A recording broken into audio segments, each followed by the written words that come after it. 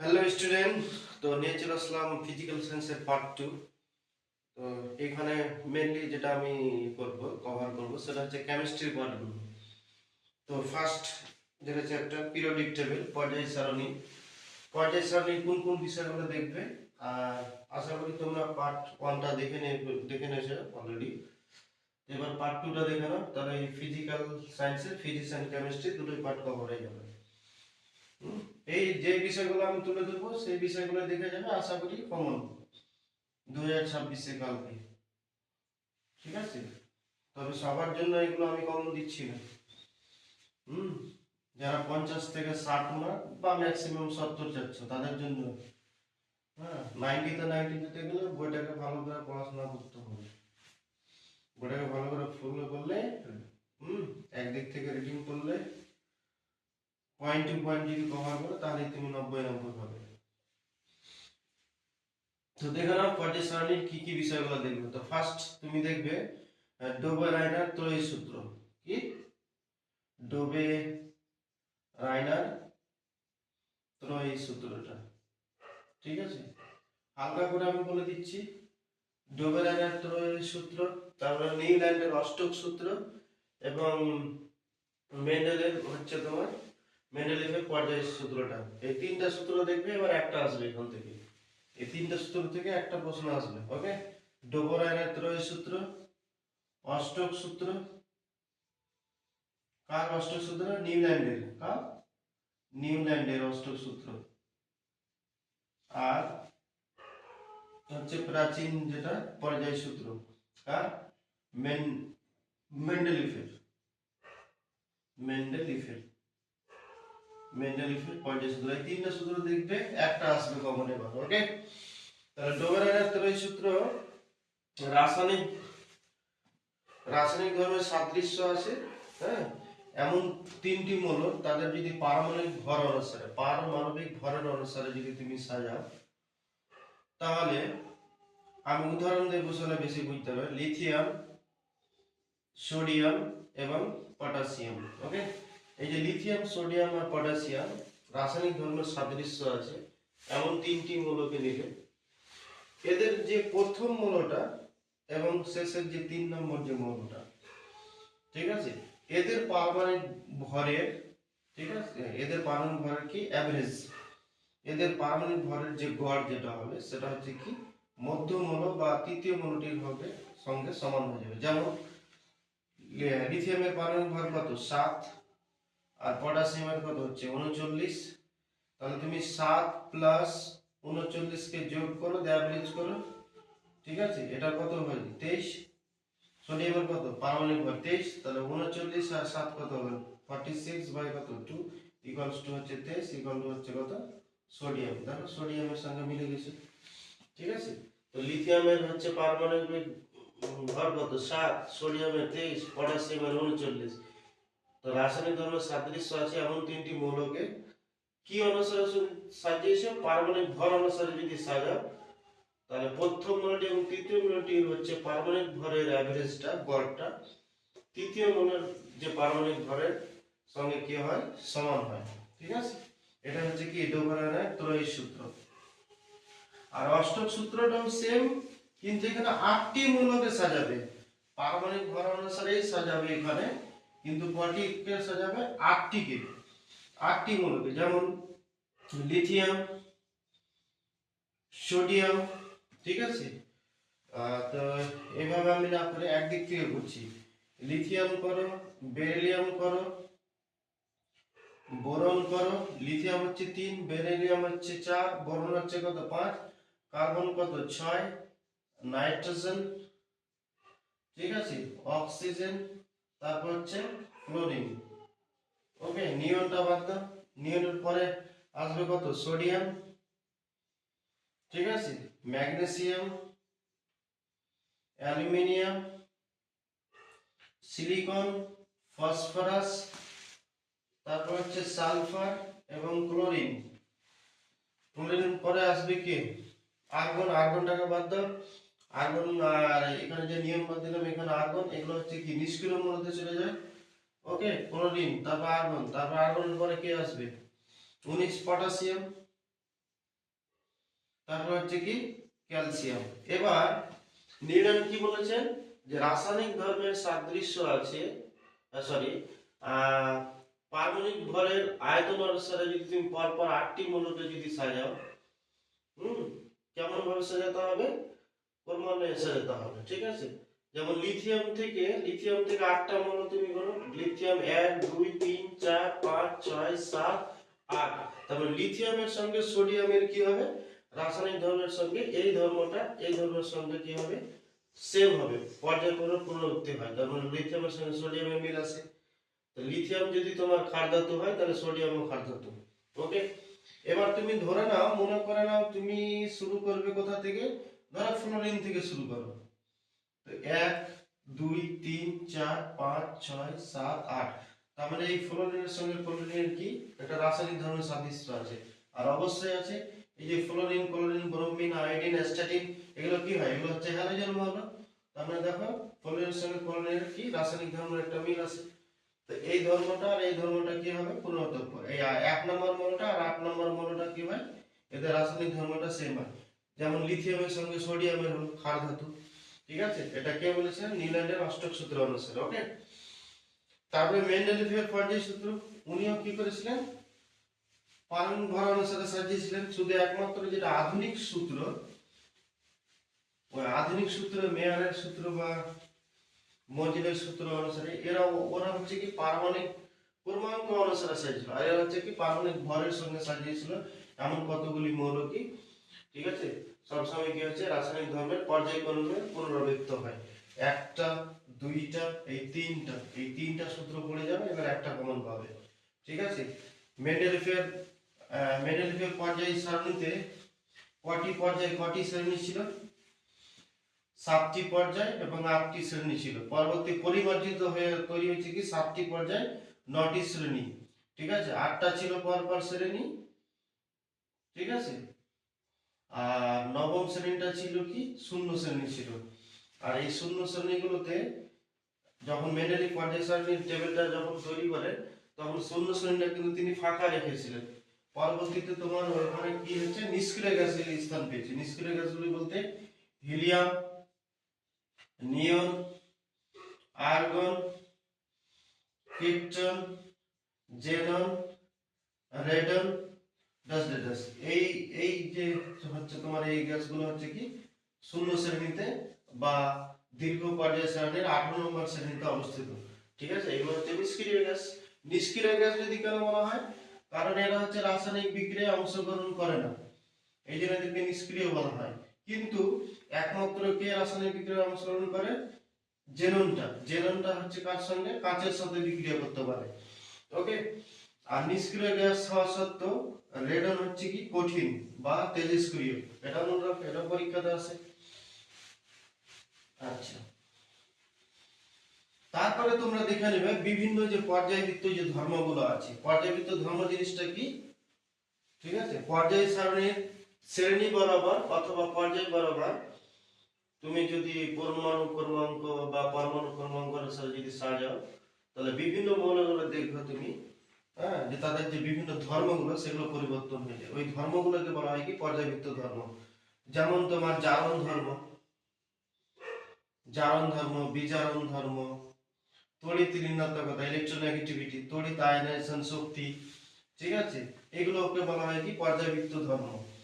কিন্তু গলনাঙ্ক, স্ফুটনাঙ্ক, এগুলো হচ্ছে পর্যায়বৃত্ত ধর্ম। কিন্তু মৌলের একটা গন্ধ, বর্ণ, চুম্বকত্ব, কি চুম্বকত্ব, তারপর হচ্ছে তেজস্ক্রিয়তা, কি তেজস্ক্রিয়তা, এই ধর্মগুলো কিন্তু এগুলো কিন্তু পর্যায়বৃত্ত ধর্ম না। এগুলো অনেক সময় দেয় অপশনে যে নিচের কোনটি পর্যায়বৃত্ত ধর্ম না, তাহলে এগুলো যদি তুমি অপশনে পেয়ে যাও তাহলে বলবো এটা হচ্ছে পর্যায়বৃত্ত ধর্ম। যেমন গন্ধ, বর্ণ, চুম্বকত্ব, তেজস্ক্রিয়তা। এই এই এই অর্ডারটা বেশি দেন, তেজস্ক্রিয়তা, রেডিওঅ্যাক্টিভিটি, এগুলো কিন্তু হচ্ছে পর্যায়বৃত্ত ধর্ম না। ওকে, পিরিয়ডিক টেবিলের মধ্যে তুমি যখন আসবে তখন যে কোনো একটা শ্রেণী বরাবর নিয়ে নাও। যখন তুমি ধরো হ্যালোজেন যে শ্রেণীটা আছে, fluorine, chlorine, bromine, iodine, astatine, এগুলো যা আছে না, তুমি শ্রেণী বরাবর উপর থেকে যদি নিচে নেমে যাও, তাহলে কিন্তু যোজ্যতার কোনো পরিবর্তন হবে না, এটা মনে রাখবে কিন্তু। ওকে, শর্ট কোশ্চেন অনেক সময় দেয়, হ্যাঁ, যে কোনো একটি শ্রেণী বরাবর, কোনো একটা নির্দিষ্ট শ্রেণী বরাবর যদি উপর থেকে নিচে নামা যায়, তাহলে পর্যায়বৃত্ত ধর্মের কোন ধর্মটির পরিবর্তন হয় না? তার আনসার হবে কি, যোজ্যতার কোনো কিন্তু পরিবর্তন হয় না, মনে রাখবে। এই fluorine, chlorine, bromine, iodine, astatine, এগুলো দীর্ঘ পর্যায় শ্রেণী কত কত নম্বর শ্রেণীতে আছে? 17 নম্বর শ্রেণীতে আছে, মনে করবা। যেমন তোমার ক্ষার ধাতুগুলা, কি ক্ষার ধাতু আছে? কি lithium, sodium, potassium, rubidium, caesium, এই যে এগুলো এগুলো হচ্ছে 1 নম্বর শ্রেণীতে আছে, ঠিক আছে? এগুলো কত নম্বর শ্রেণীতে আছে? 1 নম্বর। তারপর হচ্ছে বেরিলিয়াম, ম্যাগনেসিয়াম, তারপর হচ্ছে তোমার calcium, dot dot dot dot dot, এগুলো হচ্ছে তোমার 2 নম্বরে আছে। কত নম্বর শ্রেণীতে আছে? 2 নম্বর শ্রেণীতে আছে। তাহলে এটাও ইম্পর্টেন্ট, এটাও ইম্পর্টেন্ট, এটাও ইম্পর্টেন্ট। আর আমাদের যে 0 নম্বর বা 18 নম্বর শ্রেণীতে আছে, দীর্ঘ পর্যায় শ্রেণীর 18 নম্বরে, আর ম্যানেজমেন্ট পর্যায় শ্রেণীতে 0-তে, 18 বা 0। এখানে কারা আছে? এখানে আছে তোমার নিষ্ক্রিয় গ্যাসগুলো অবস্থান করে। এগুলো একটু মনে রাখতে পারলে খুব তাড়াতাড়ি আনসার করতে পারবে তোমরা, ঠিক আছে? এগুলো অনেক সময় সাজাতে বলে তোমাদেরকে। পর্যায় সারণীর বাম থেকে ডানে, এক কথায় পর্যায় বরাবর, কোন ধর্মগুলি কেমন ভাবে পরিবর্তন হয়, ঠিক আছে? তার সূত্র আছে, এগুলো এখন আর আমি ডিটেলসে যাই না। যেমন বিধাতার খেলা দিয়ে তুমি একটা বলতে পারবো, বিধাতার বিধাতার খেলা। বিধাতার খেলা হচ্ছে কি, পর্যায় পর্যায় বরাবর তুমি যদি বাম থেকে ডানের দিকে যাও, তাহলে হ্রাস পায়। কোন কোন ধর্ম হ্রাস পাবে?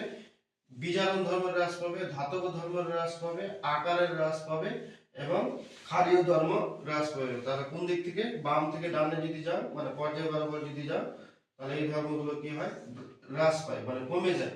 আর উপর থেকে নিচে যদি যাও, তাহলে ফের আবার কি হবে? বৃদ্ধি পেয়ে যায়।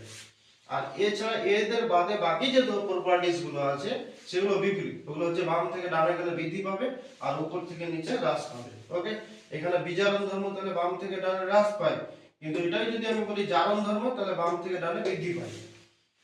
দেখে নেবে এগুলো হালকা করে। ডেফিনেশনের জন্য, সংজ্ঞার জন্য দুটো জিনিস খুব ইম্পর্টেন্ট। একটা হচ্ছে ইলেকট্রোনেগেটিভিটি। ইলেকট্রোনেগেটিভিটি কাকে বলে এবং তার একক কি? ইলেকট্রোনেগেটিভিটির কোনো একক নাই, অথচ আসে পরীক্ষায় যে ইলেকট্রোনেগেটিভিটির একক কি। আরেকটা হচ্ছে তড়িৎ আয়নাইজেশন শক্তি বা আয়নাইজেশন বিভব। আয়নাইজেশন শক্তি বা আয়নন বিভব, এটা খুব ইম্পর্টেন্ট, ঠিক আছে? এটার একক অনেক সময় আছে ইলেকট্রন ভোল্ট পার মোল, ইলেকট্রন ভোল্ট পার মোল, অথবা কিলো জুল পার মোল। মনে রাখবে এর একক কাকে বলে, আয়নাইজেশন শক্তি কাকে বলে, এবং তার একক কি, ঠিক আছে? ইলেকট্রোনেগেটিভিটি কাকে বলে এবং তার একক কি, এর কোনো একক নেই। আর নেই ওই জন্য অনেক সময় আসে। মুখস্থ রাখবে, সংজ্ঞার মধ্যে এই দুটো পড়ে নেবে। এছাড়া সন্ধিগত মৌল খুব ইম্পর্টেন্ট। সন্ধিগত মৌল কাদের বলে, অথবা সন্ধিগত মৌলের বৈশিষ্ট্যগুলো কি, এখান থেকে আসে পরীক্ষাতে। সন্ধিগত মৌল কি? সন্ধিগত মৌল, সন্ধিগত মৌল হচ্ছে কি, বেশিরভাগ মৌল এগুলো হচ্ছে কি তোমার হচ্ছে কঠিন হয়। কেমন হবে? কঠিন। আমি সংখ্যা বলছি, হালকা করে খালি দেখে নাও। এটা কঠিন হয় একমাত্র মার্কারি ছাড়া। এই সন্ধিগত মৌল মার্কারি, কিন্তু আবার তরল। ব্যতিক্রম, তরল মনে রাখবে, কঠিন। এরা হচ্ছে রঙিন রঙিন জটিল যৌগ তৈরি করতে পারে। কেমন? রঙিন জটিল যৌগ তৈরি করতে পারবে এগুলো। 3 নম্বর হচ্ছে কি, এদের একাধিক যোজ্যতা দেখা যায়। একাধিক বলতে পরিবর্তনশীল, পরিবর্তনশীল একাধিক বা পরিবর্তনশীল যোজ্যতা দেখা যাবে এদের। পরিবর্তনশীল যোজ্যতা দেখা যায়, যেমন কপার, আয়রন, ঠিক আছে? কপার এবং আয়রনের পরিবর্তনশীল যোজ্যতা দেখা যায়, মনে রাখবে সন্ধিগত মৌল। আচ্ছা, বর ধাতুগুলো মনে রাখবে একটু। বর ধাতু, কোন কোন ধাতুগুলোকে বর ধাতু বলা হয়? যেমন সোনা, রূপা, অথবা প্লাটিনাম, এগুলোকে বলা হয় কি বর ধাতু। কারণ এগুলো হচ্ছে কি বিয়েতে বেশি পরিমাণে ব্যবহার হয়, এই জন্য এগুলো বর ধাতু বলা হয়। মুদ্রা ধাতু কাদেরকে বলা হয়? কপারকে বলা হয়, আয়রনকে বলা হয়, ঠিক আছে? এগুলোকে কি বলা হয়? মুদ্রা ধাতু বলা হয়। কারণ আগেকার দিনে এগুলো মুদ্রা তৈরি করতে ব্যবহার করা হতো, এই জন্য এদেরকে কি বলা হয়? মুদ্রা ধাতু বলা হয়। তারপরে হচ্ছে চালকোজেন মৌল, নিকটোজেন মৌল, এগুলো দু একটা করে হালকা হালকা করে দেবো।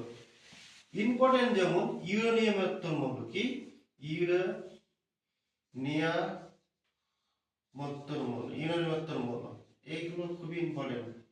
ইউরেনিয়াম থেকে বেশি কিছু মৌলের যে পারমাণবিক ভর সংখ্যা, যেমন নেপচুনিয়াম, কি নেপচুনিয়াম, নেপচুনিয়াম, তারপর হচ্ছে প্লুটোনিয়াম, কি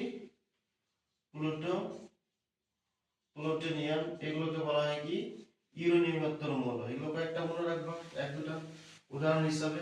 নেপচুনিয়াম, প্লুটোনিয়াম, অ্যামেরিসিয়াম, এগুলোকে বলা হয় কি ইউরেনিয়াম মৌল। ঠিক আছে, কিছু বিরল মৃত্তিকা মৌল আছে, কি বিরল মৃত্তিকা, কারণ এগুলোকে সাধারণত পাওয়া যায় না। বিরল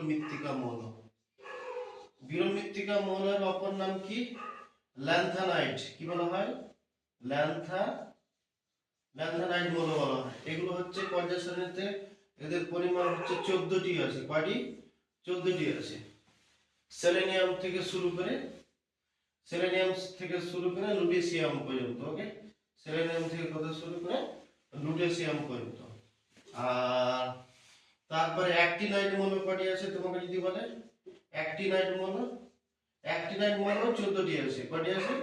14টি আছে। মনে রাখবা, থোরিয়াম থেকে শুরু করে লরেন্সিয়াম, কি থোরেনসিয়াম থেকে শুরু করে কত পর্যন্ত আছে? লরেন্সিয়াম পর্যন্ত 14টি আছে। তার বিরল মৃত্তিকা বা ল্যান্থানাইট মৌল 14টি আছে, অ্যাক্টিনাইট মৌল 14টি আছে। 14টি করে আছে, এগুলো মনে রাখবা।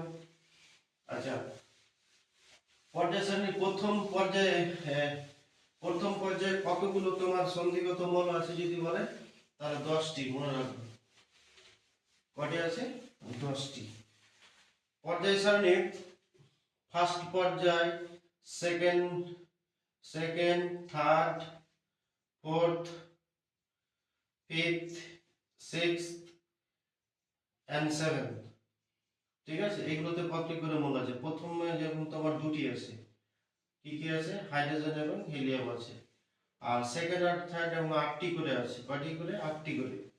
ফোর্থ এন্ড ফিফথ হচ্ছে 18টি করে আছে। কয়টি করে? 18টি করে। আর 6 নম্বরে কয়টি আছে? 6 নম্বর হচ্ছে সবথেকে বড় পর্যায় এবং এখানে হচ্ছে 32টি মৌল আছে। কয়টি আছে? 32টি। সবথেকে বড় পর্যায়ের নাম কি? দীর্ঘ পর্যায়ের নাম কি? ষষ্ঠ পর্যায়। এবং এখানে কয়টি মৌল আছে? 32টি আছে। সপ্তম হচ্ছে 32টি, কিন্তু এটা হচ্ছে অসম্পূর্ণ। এটা কি? অসম্পূর্ণ। এটা পুরো এখনো কিন্তু পরিপূর্ণ হয়নি, খালি অবস্থায় আছে। তার সব থেকে বড় পর্যায়ের নাম হচ্ছে ষষ্ঠ পর্যায় এবং এখানে কয়টি মৌল আছে? 32টি। আর বাকি ফোর্থ এন্ড ফিফথ আছে 18টি করে, নট 18টি করে, একটাতে 18টি। সেকেন্ড এন্ড থার্ডে কটা আছে? 8টি করে আছে। এবং ফার্স্ট পর্যায়ে কয়টি আছে? 2টি আছে। এখান থেকে শর্ট কোশ্চেন আসে অনেক সময়। এছাড়া তোমাকে দিয়ে দিবে কিছু একটা মৌল, যেমন তোমাকে বললাম, আমি ধর সাপোজ সোডিয়াম বললাম। সোডিয়াম কত? 11। ইলেকট্রন বিন্যাস করো 2 1 2 8 1 8 2 11। কত নম্বর তাহলে পর্যায় গুনতে হলে কি করে? 1 2 3। তাহলে পর্যায় হচ্ছে কত? 3। আর শ্রেণী হচ্ছে ষষ্ঠ শ্রেণী। কত নম্বরে আছে? 1 নম্বর। ওকে, তাহলে 1 নম্বরে এই মৌলটি আছে। তারপরে কারোর সঙ্গে বিক্রিয়া করতে পারে, যেমন তোমাকে যদি আমি বললাম ক্লোরিন কত? 17 2 8 7। ঠিক আছে, কত নম্বরে আছে? সপ্তম পর্যায়ে অথবা দীর্ঘতে 17 নম্বরে আছে, 17 নম্বর শ্রেণীতে। এবার তোমাকে যদি ধরো এই সোডিয়াম আর এই ক্লোরিনের সাথে বিক্রিয়া করে কোন ধরনের যৌগ তৈরি করতে বলে, তাহলে তুমি দেখো, এই যে সোডিয়াম একটা ইলেকট্রন কি করতে পারবে? ত্যাগ করতে পারবে। ক্লোরিন বাইরে কয়টি আছে? 7টি। এই 7টি আর 8টি, তাহলে অষ্টক পূর্ণ হয়ে যাবে। তৈরি হয়ে যাবে কি? সোডিয়াম তোমার একটা ইলেকট্রন ত্যাগ করলে প্লাস হয়ে যাবে, আর ক্লোরিন যদি তোমার একটা ইলেকট্রন গ্রহণ করে তাহলে হয়ে যাবে মাইনাস। তৈরি হয়ে যাবে কি? Sodium chloride. কি হবে তৈরি? Sodium chloride. তাহলে এটা একটা হচ্ছে কি তড়িৎযোজী যৌগ। ওকে, এই ধরনের প্রশ্নগুলো আসতে পারে।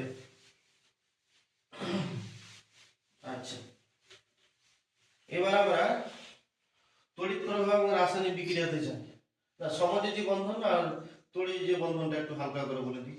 সমযোজী বন্ধন এবং সমযোজী ও তড়িৎযোজী বন্ধন, এখান থেকে প্রশ্নগুলো কি দেখবে? ম্যাক্সিমাম ছবি আঁকার প্রশ্ন, লুইস ডট যা অঙ্কন করবে সেগুলো। যেমন তুমি যদি বলো যে অ্যামোনিয়া, কি ammonia, CO2, nitrogen, acetylene, C2H2, calcium oxide, ঠিক আছে, তারপর হচ্ছে ইথিলিন, C2H4, এই ধরনের যে মৌলগুলো আছে বা যৌগগুলো, এদের হচ্ছে তোমাকে লিস্ট ডট অঙ্কন করতে হবে। যেমন খুব ইম্পর্টেন্ট লিথিয়াম হাইড্রাইড, অষ্টক নিয়ম লঙ্ঘিত হয় এখানে, এগুলো অঙ্কন করবে। ঠিক আছে, তো এগুলোর জন্য তোমাকে পরমাণু ক্রমাঙ্কটা জেনে রাখতে হবে। যেমন আমি যদি নাইট্রোজেন অঙ্কন করি, তো নাইট্রোজেন কত 7, তাহলে 2,5 2,5, তাহলে বাইরে কয়টি ইলেকট্রন আছে 5টি, হাইড্রোজেন কয়টি আছে 3টি, তাহলে একটা এখানে দাও, একটা এখানে দাও, এখানে একটা দাও। হাইড্রোজেন প্রত্যেকটা একটা করে ইলেকট্রন আছে, একটা করে ইলেকট্রন দিলাম। নাইট্রোজেন কয়টা আছে 5টা, এদেরকে একটা করে দিয়ে দাও, তাহলে হাইড্রোজেন গঠন হয়ে যাবে। এই যে হাইড্রোজেন গঠন হয়ে গেল। ওকে, তাহলে নাইট্রোজেন আর কয়টি থাকলো, একটা একটা করে তো দিয়ে দিয়েছে, তাহলে দুটি থাকলো। তাহলে এর দরকার কটা, দুটো, আর এইদিকে দুটো, 4টে, দুটো ছোট, দুটো 8টা। তাহলে নাইট্রোজেন কয়টা নিয়ে নিল, এই যে 8টা নিয়ে নিল এখান থেকে। তাহলে নাইট্রোজেন 8টা হয়ে গেল, আর হাইড্রোজেন দুটো লাগে, দুটো করে পেয়ে গেল। তৈরি হয়ে গেল কি, দুটো করে যেহেতু ইলেকট্রন শেয়ার করা আছে, বন্ধন কত হবে, একটা করে বন্ধন হবে। ওকে, বন্ধন কত হবে 1, দুটো ইলেকট্রন শেয়ার থাকলে বন্ধন কত হয় 1, এগুলো आंसर NH3। ঠিক আছে, এইভাবে সবগুলো করে নেবে, কার্বন ডাইঅক্সাইড করে নেবে। একই মৌল যদি হয় তাহলে ইলেকট্রন সাইনটা কিন্তু সেম হয়। যেমন নাইট্রোজেনটা খুব আসে পরীক্ষাতে, নাইট্রোজেন যেহেতু ত্রিবন্ধন, নাইট্রোজেন অ্যাসিটিলিন। নাইট্রোজেন কেমন দেখো, নাইট্রোজেন নাইট্রোজেন নাইট্রোজেনের 5টা, একটু আগে বললাম 2টা, 5টা, 5টা করে ইলেকট্রন। তো আমি এখানে দুটো রেখে দিলাম, 3টা এখানে দিয়ে দিলাম। একই রকম কেন বললাম, দুটোই সেম পরমাণু, তাহলে দুটো এখানে রেখে দিলাম, 3টা এখানে দিয়ে দিলাম। তাহলে এই যে 6টা আর দুটো কটা হলো 8টা, এই যে 6টা আর দুটো কটা হলো 8টা। 8টা করে ইলেকট্রন দরকার, বাইরে কক্ষপথে 8টি করে হয়ে গেল। ইলেকট্রন শেয়ার করা আছে কটা, 6টা, 6টার জন্য তাহলে বন্ধন কটা হবে 3টে। This is answer. ঠিক আছে, নাইট্রোজেন হয়ে গেল आंसर। ঠিক আছে, এইভাবে করবে। একটা তড়িৎ গুলো নিয়ে নি, যেমন তোমার ক্যালসিয়াম অক্সাইড, কি ক্যালসিয়াম অক্সাইড, ক্যালসিয়াম অক্সাইড, ক্যালসিয়ামের কত 20, ক্যালসিয়ামের কত 20, তাহলে 2,8,8, 8 আর 2 10 18, এই যে 20, তাহলে ক্যালসিয়ামের ইলেকট্রন কটা আছে বাইরে দুটি, এখানে একটা দিলাম, এখানে একটা দিলাম। আর অক্সিজেন কত হচ্ছে, অক্সিজেনের হচ্ছে পরমাণু ক্রমাঙ্ক 6, তাহলে 2,6, তাহলে অক্সিজেন আছে কটা 6টা, একটা, দুইটা, তিনটা, চারটা, এই 5টা, এই 6টা, তাহলে একটা ইলেকট্রন এখানে দিয়ে দাও, আর একটা ইলেকট্রন এখানে দিয়ে দাও। ঠিক আছে, তাহলে ক্যালসিয়াম কি হয়ে গেল, ক্যালসিয়াম যদি ইলেকট্রন ত্যাগ করলো ক্যালসিয়াম প্লাস, আর অক্সিজেন হয়ে গেল কি তোমার মাইনাস। কেন দুটো মাইনাস, কেন কারণ দুটো ইলেকট্রন গ্রহণ করেছে। ওকে, তাহলে ক্যালসিয়াম অক্সাইড তৈরি হবে। এইভাবে তোমার ইলেকট্রন, এগুলো হচ্ছে তড়িৎদ্যুতি। আচ্ছা, এগুলো থেকে দেখে নিবে এগুলো, অথবা তড়িৎদ্যুতি এবং সমযোজী যোগের মধ্যে পার্থক্য দেখে নিবা। ওকে, তড়িৎদ্যুতি সমযোজী যোগের মধ্যে পার্থক্য। লিথিয়াম হাইড্রাইডটা কেন বললাম যে অষ্টক সূত্র লঙ্ঘিত হয়, কারণ এদের দুইজনের লিথিয়ামের কত 3, তার মানে 2,1, একটা ইলেকট্রন বাইরে। হাইড্রোজেনের কত, হাইড্রোজেনের 1, তাহলে লিথিয়ামের বাইরে কটা ইলেকট্রন আছে একটা, হাইড্রোজেন বাইরে কটা ইলেকট্রন আছে একটা, তাহলে একে একটা দিয়ে দিল। ঠিক আছে, একে যদি একটা দিয়ে দেয় তাহলে লিথিয়াম কি হবে, লিথিয়ামের কাছে ইলেকট্রনই থাকবে না, তাই না?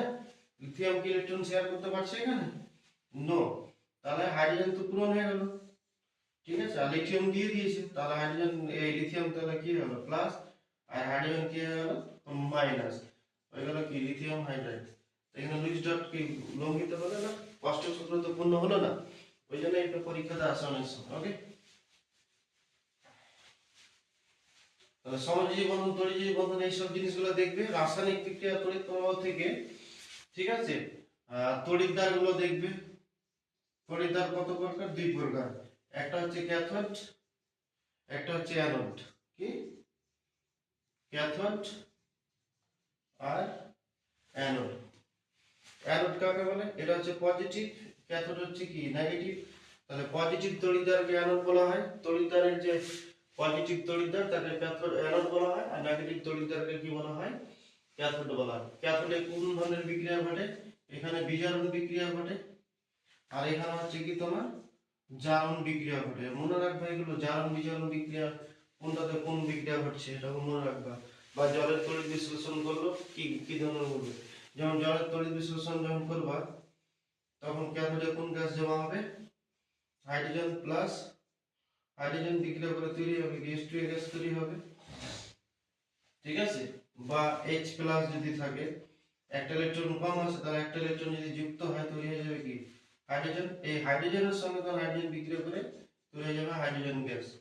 সেম ভাবে অক্সিজেন, এখানে ইলেকট্রন বেশি, তাহলে OH প্লাস একটা ইলেকট্রন, ওকে।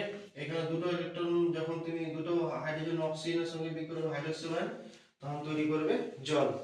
তাহলে হাইড্রোজেনের এখানে তার মানে ক্যাথোডে কোন গ্যাস জমা হচ্ছে, হাইড্রোজেন গ্যাস জমা হচ্ছে, তাহলে ক্যাথোডে কোন গ্যাস জমা হয়, হাইড্রোজেন। তাহলে এখানে যদি হাইড্রোজেন হয় তাহলে অ্যানোডে অবশ্যই কি হবে, অক্সিজেন গ্যাস জমা হবে, ওকে।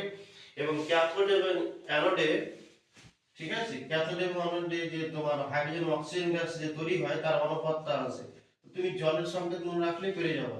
জলের সংকেত দেখো হাইড্রোজেন কটা আছে, দুটা, আর অক্সিজেন তাহলে একটা, তাহলে 2:1 অনুপাতে গ্যাসগুলো জমা হয়। এটাও পরীক্ষায় আছে যে ক্যাথোড এবং অ্যানোডে হাইড্রোজেন ও অক্সিজেন গ্যাসের অনুপাত কত, 2:1। মনে রাখো। তড়িৎ বিশ্লেষণের ব্যবহার, তড়িৎ বিশ্লেষণ কাকে বলে, তড়িৎ বিশ্লেষক পদার্থ কোনগুলো, কোনগুলো তড়িৎ অবিশ্লেষ্য, ঠিক আছে।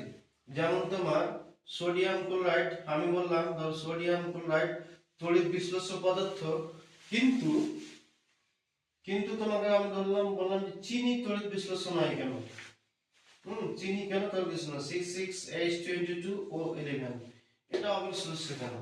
যে কোনো পদার্থকে তুমি তড়িৎ বিশ্লেষ্য পদার্থ বলতে পারবে যদি যদি কি হয়, জলে দ্রবীভূত বা গলিত অবস্থায় কি হয়, ক্যাটায়ন এবং অ্যানায়ন দিতে পারে, ঠিক আছে। ক্যাটায়ন এবং অ্যানায়ন, দেখো সোডিয়াম ক্লোরাইড ভেঙে গিয়ে Na plus plus Cl minus, তাহলে সোডিয়াম ক্যাটায়ন তৈরি করলো, এখানে অ্যানায়ন তৈরি করলো, তাহলে অবশ্যই এটা কি হবে, তড়িৎ বিশ্লেষ্য পদার্থ হবে। কিন্তু চিনি চিনি জলে দ্রবীভূত বা গলিত অবস্থায় আয়ন দিতে পারে না, ঠিক আছে।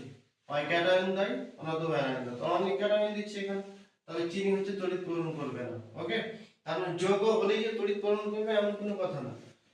অথবা তোমাকে বলতে পারে গলিত HCl তড়িৎ প্রবহন করে, কিন্তু অনলি আয়রন, ফ্লোরিন অথবা ক্যালসিয়াম অথবা ম্যাগনেসিয়াম, এই যে এগুলো তড়িৎ কেন পরিবহন করে না, কারণ এই হচ্ছে জলে দ্রবীভূত বা গলিত অবস্থায় দুটো আয়ন তৈরি করছে, H plus plus chlorine minus, কিন্তু এগুলো তো শুধু পজিটিভ তৈরি করে, ক্যাটায়ন তৈরি করে, অ্যানায়ন তো তৈরি করে না, তাহলে তড়িৎ পরিবহন করবে না এগুলো, ওকে। যদিও এরা ধাতু কিন্তু তড়িৎ বিশ্লেষ্য না, এরা ধাতু কিন্তু তড়িৎ বিশ্লেষ্য না। তড়িৎ বিশ্লেষ্য হতে গেলে তার মানে কি পার্থক্য, যদি তোমাকে বলে তড়িৎ বিশ্লেষ্য এবং ধাতব পরিবাহের মধ্যে পার্থক্য কি, সব তড়িৎ বিশ্লেষ্য পদার্থই হচ্ছে কি করবে, তড়িৎ পরিবহন করবে, কিন্তু সব ধাতব পরিবাহী কিন্তু তড়িৎ বিশ্লেষ্য হবে না, ওকে। ওই পার্থক্যটা দেখে নেবে একটু দাও। তারপর হচ্ছে কি অ্যালুমিনা থেকে কি থেকে, অ্যালুমিনা থেকে অ্যালুমিনিয়াম তৈরি, ঠিক আছে। ক্যাথোড এবং অ্যানোডের বিক্রিয়াগুলো দেখে নেবে, জলের তড়িৎ বিশ্লেষণে ক্যাথোড এবং অ্যানোডের বিক্রিয়াগুলো একটু হালকা হালকা করে দেখবে, কাকে ক্যাথোড হিসেবে, কাকে অ্যানোড হিসেবে, কাকে তড়িৎ বিশ্লেষ্য পদার্থ হিসেবে নেবে, ঠিক আছে। গ্যালভানাইজেশন কাকে বলে, আর গ্যালভানাইজেশন বিক্রিয়া কাকে ব্যবহার করা হয়, যেমন জিঙ্কে গ্যালভানাইজেশন বিক্রিয়া ব্যবহার করা হয়, অথবা গ্যালভানাইজড আয়রন কাকে বলে, এগুলো আছে পরীক্ষাতে।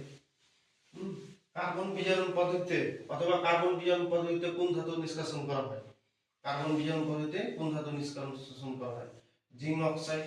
একে কার্বন দ্বারা জারিত করলে কি হবে, জিঙ্ক ধাতু তৈরি হয়ে যাবে, কি ধাতু তৈরি হবে, জিঙ্ক, এবং তার সঙ্গে কি হবে, কার্বন মনোক্সাইড তৈরি হবে। এই যে জিঙ্ক ধাতু পেয়ে গেল কার্বন বিজারণ দ্বারা, ঠিক আছে, মনে রাখবা।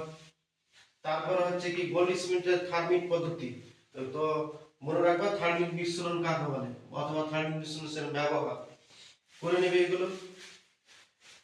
তারপর তুমি ধাতু বিদ্যাতে যদি আসো, ধাতু বিদ্যাতে মেন হচ্ছে তোমার যে আকরিক গুলো, ওগুলো আকরিক করে নেবে। যেমন আয়রনের প্রধান আকরিক কি, রেড হেমাটাইট। তারপর হচ্ছে অ্যালুমিনিয়ামের প্রধান আকরিক বক্সাইট। কপারের প্রধান আকরিক কপার পাইরাটিস। তারপর হচ্ছে জিঙ্কের প্রধান আকরিক জিঙ্ক ব্লেন্ড। এগুলো করে নিবে, তবে দুটো করে পড়বে মিনিমাম, জিঙ্কের জিঙ্কব্লেন্ড এবং ক্যালামাইন। ক্যালামাইনটা অনেক সময় পরীক্ষাতে আসে। ওকে, ক্যালামাইনের সংকেত কি? Calamine, ZnCnO3। ক্যালামাইন হচ্ছে কি? জিঙ্কের আকরিক, এগুলো মনে রাখবে। আর কিছু সংকর ধাতু আছে। সংকর ধাতুর সুবিধা কি? ঠিক আছে, সংকর ধাতুগুলো বেশি কাঠিন্য হয়, টিকসই বেশি হয়, দেখতে সৌন্দর্য হয়, উজ্জ্বলতা বেশি হয়। ঠিক আছে, সংকর ধাতু কাকে বলে? সংকর ধাতুর ব্যবহার। তারপরে যেমন তোমার সংকর ধাতু পিতল। পিতল কি কি দিয়ে তৈরি? স্টেনলেস স্টিল কি কি দিয়ে তৈরি? ব্রাশ কি কি দিয়ে তৈরি? ব্রোঞ্জ কি কি দিয়ে তৈরি? ঠিক আছে, ডুরালুমিন, এটা তো খুবই ইম্পর্টেন্ট। ডুরালুমিন খুব ইম্পর্টেন্ট, বিমানের কাঠামো তৈরিতে ব্যবহার করা হয়। ঠিক আছে, magnesium plus aluminium plus manganese, এগুলো তো থাকছেই ডুরালুমিনে। ঠিক আছে, পিতল খুবই ইম্পর্টেন্ট, পিতাজি, তাহলে পিতাজি। তামা প্লাস জিঙ্ক, তামার সংকেত কি? Cu। এ হচ্ছে তোমার পিতল। ব্রোঞ্জে কি থাকছে? তাহলে টিন থাকছে প্লাস কপার থাকছে, ব্রোঞ্জ, ব্রাস। এই সব তোমার হচ্ছে কি? সংকর ধাতুগুলো করবে। তারপর হচ্ছে অ্যামালগাম বা পারদ সংকর। অ্যামালগাম বা পারদ সংকর বাংলায় বলা হয়। ঠিক আছে, সংকর ধাতুর একটি উপাদান যদি পারদ থাকে বা পারদ থাকবে, ঠিক আছে, তাহলে তাকে বলা হয় অ্যামালগাম বা পারদ সংকর বলা হয়।